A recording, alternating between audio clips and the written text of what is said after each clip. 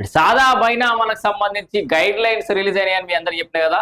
ఆ guide lines అయితే ఈ సర్క్యులర్స్ ఏవైతే ఉన్నాయో ఆర్డీఓల వరకు మాత్రమే సర్క్యులేట్ అయినాయట. దాంట్లో కూడా ఆర్డీఓలు అందరికీ కాపీలు అందలేదట గురువారం వరకు అయితే.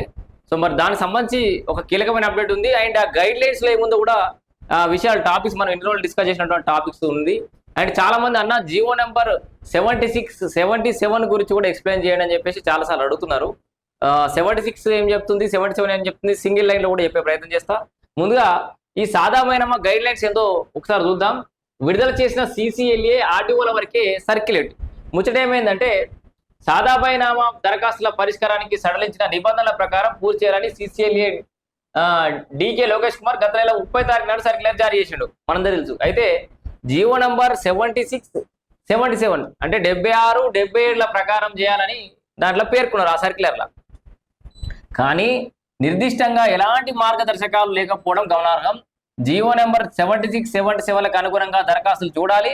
కలెక్టర్ల నిర్దేశనంలో ఆర్డీఓలు పరిష్కరించాలి.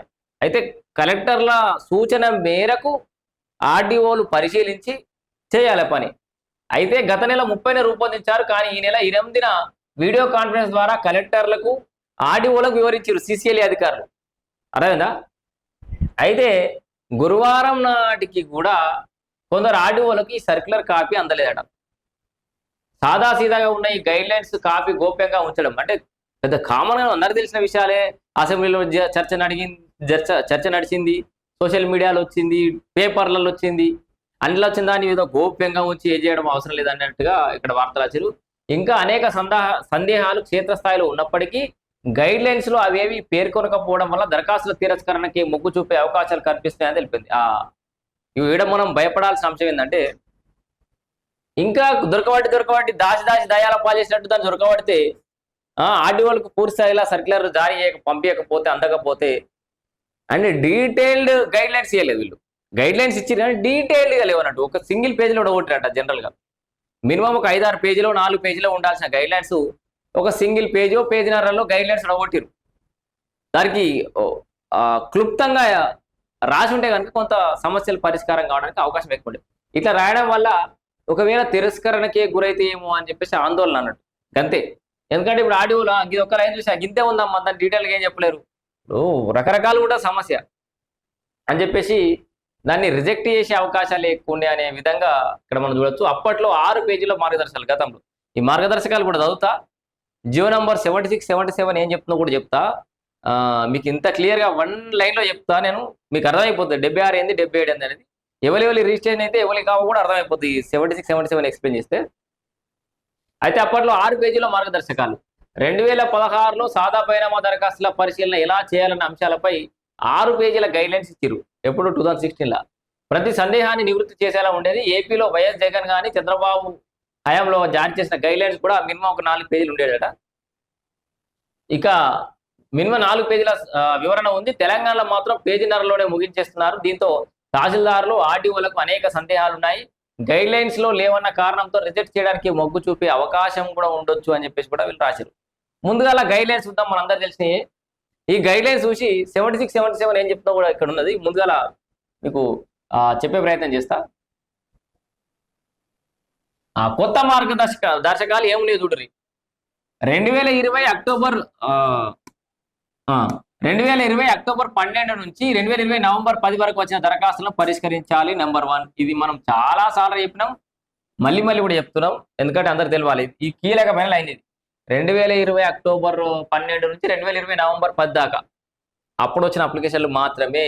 చాలా మంది కొత్త దరఖాస్తులు ఎట్లా, కొత్త సాదా బైనామాలు ఎట్లా అని అడుగుతారు. కొత్త వాటి గురించి ఇక్కడ చర్చ జరగలేదు. ఇక్కడ కొత్త వాటి గురించి ఎక్కడ గైడ్ లైన్స్ కూడా లేదు, మార్గదర్శకాలు కూడా లేవు. మరి ఏమైనా ఛాన్స్ ఉంటే తర్వాత ఏమైనా ఛాన్స్ ఇవ్వచ్చు, కానీ ఇప్పుడైతే పాత వాటికే. అర్హతలు, హక్కులు, పొసెషన్ డాక్యుమెంట్లను ఆర్డీఓ పరిశీలించాలి. ఇవన్నీ పరిశీలించాలి ఆర్డీఓ. 1 సాదా బైనామా ద్వారా కొనుగోలు చేసిన వారి నుంచి అఫిడవిట్ తీసుకోవాలి. దాంతో పాటు డాక్యుమెంట్లు జత చేయాలి. అర్థమైందా? కొనుగోలు చేసిన వారి నుంచి అంటే ఇప్పుడు ప్రస్తుతం ఎవరైతే దరఖాస్తుదారుడు ఉన్నాడో ఇది నాది అని చెప్పేసి వాళ్ళు మాత్రమే అఫిడవిట్ ఇవ్వాలి. 2వ జీవో నంబర్ 77లో పేర్కొన్నట్లుగా అప్పటి గ్రామీణ ప్రాంతాలు అయితేనే పరిష్కరించాలి. అర్థమైందా? ఇక్కడ అసలు ఈ 2 76, 77 అన్నట్టు చెప్పాలి. సింపుల్గా చెప్పాలంటే ఇది 76, ఇది 77. మీకు ఈ లైన్ మొత్తం చదివి చెప్తా. జీవో నంబర్ 77లో పేర్కొన్నట్లుగా అప్పటి గ్రామీణ ప్రాంతాలు అయితే పరిష్కరించాలి. అంటే ప్రస్తుతం కార్పొరేషన్లు మున్సిపాలిటీలో కలిసిన రెవెన్యూ గ్రామాల దరఖాస్తులను పరిశీలించాలి. అంటే ప్రస్తుతం ఇక్కడ మీకు ఆ జీవో నంబర్ 76, 77 ఏం చెప్తుందో చూద్దాం. ఈ 2 లైన్లు ఏమన్నా ఇవి చెప్పేద్దాం జరా. నిర్దిష్ట కాల పరిమితిలో దరఖాస్తులను డిస్పోజ్ చేయాలి. అంటే వాళ్ళు ఇచ్చిన టైంలో తొందరగా డిస్పోజ్ చేయాలి. విచారణ తర్వాత భూభారతి పోర్టల్లో ఒక 30 రోజులు ఉంచాలని చెప్పే కదా. ఆర్డీఓ పరిశీలించిన తర్వాత విచారించిన తర్వాత ఒక 30 రోజులు భూభారతిలో పెడతారు. అంటే పబ్లిక్ డొమైన్లో అందరు గర్వడట్టు పెడతారు. ఇప్పుడు గ్రామ పంచాయతీల కాడ కదా, ఇప్పుడు ఏదైనా ఇంటి పర్మిషన్ల గురించో లేకపోతే చనిపోతే డెత్ సర్టిఫికేట్ల గురించో, లీగల్ ఇయర్ అంటే ఫ్యామిలీ మెంబర్ సర్టిఫికేట్ల గురించో గ్రామ పంచాయతీల నోటీస్ అతికెత్తారు కదా. అట్లా భూభారతి ఆన్లైన్లో అతికెత్తారు అన్నట్టుగా ముచ్చట ఏంటంటే, ఆన్లైన్లో పలానా రాజయ్య గిదానికి సాదా బైనామాకు పెట్టుకున్నాడు రెగ్యులరైజేషన్కి అని పెడితే అది రాజయ్యది కాదనేది మళ్ళీ వస్తే అప్పుడు దాని మీద ఏమైనా చర్యలు తీసుకుంటారు, ఆపేస్తారు దాన్ని. ఎవరు అభ్యంతరాలు తెలపకపోతే ఏం ప్రాబ్లం లేదు.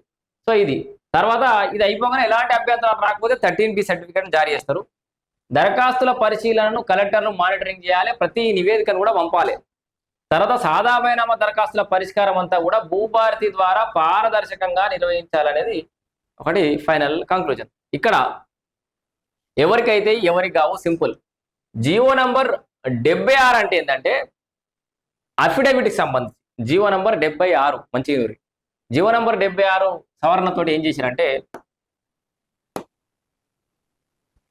అఫిడవిట్ ఉంది కదా, అఫిడవిట్ కంపల్సరీ అనే ఒక రూల్ ఉండే గతంలో.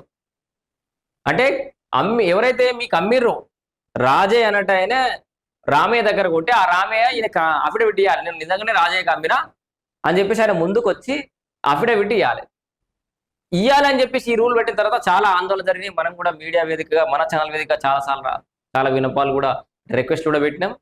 నిపుణులు కూడా చాలా మంది హెచ్చరించారు అట్లా సాధ్యమయ్యే పని కాదు, ఇప్పట్లో కాదు.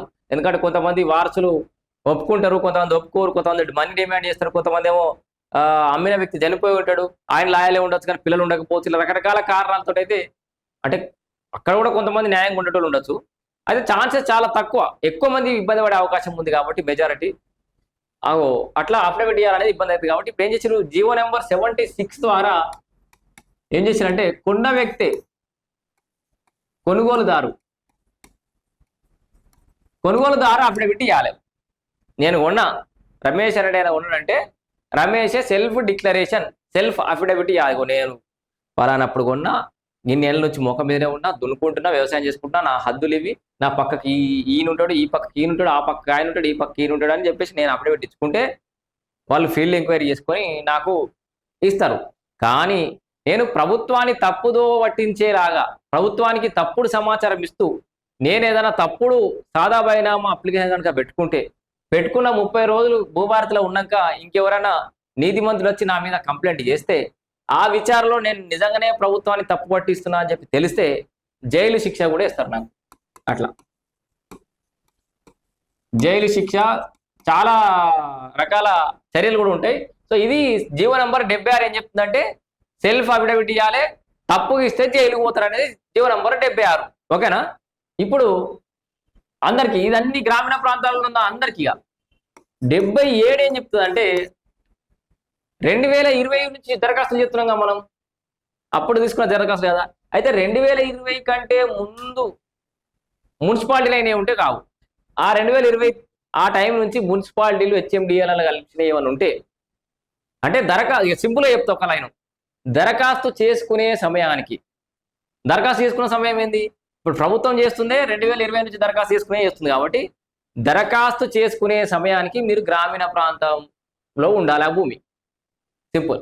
ఇక తర్వాత అది మీరు అప్లై చేసుకునే టైంకి అది మున్సిపాలిటీయో లేకపోతే హెచ్ఎండిఓ పరిధిలో కూడానో సుడానో అనుకుంటా ఉండదనుకో, అంటే అర్బన్ డెవలప్మెంట్ అథారిటీస్ ఉన్నాయి కదా, అట్లాంటి జాగాలలో ఉంటే సాదా బైనామాలు కావు.